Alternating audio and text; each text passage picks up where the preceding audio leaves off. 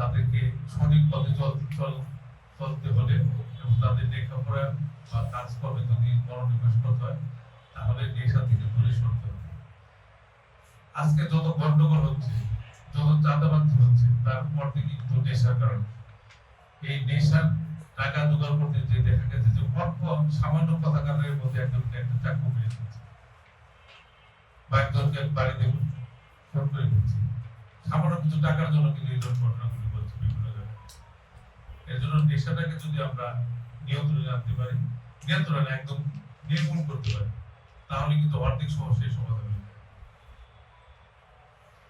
তারপরে ছেড়ে বাসের কথা আছে, বিশেষ করে কলেজে স্ট্যান্ডের সামনে দিয়ে বা কালীমাত্র থানামন্দিরের পাশে দেখা যায় যে বাস স্ট্যান্ড না কিন্তু তারপর প্যাসেঞ্জার নেওয়ার জন্য অনর্থক দাঁড়িয়ে থাকে।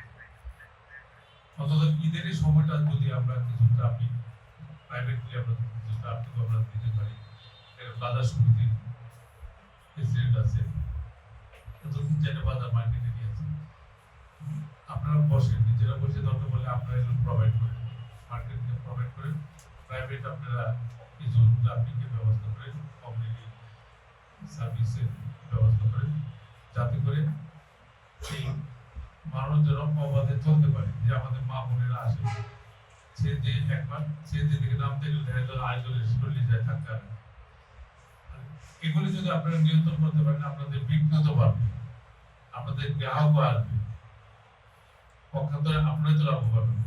এই দায়িত্বটা আপনাদেরকেও নিতে হবে, প্রশাসন তাদের সাথে আপনাদের এই দায়িত্ব নিতে হবে।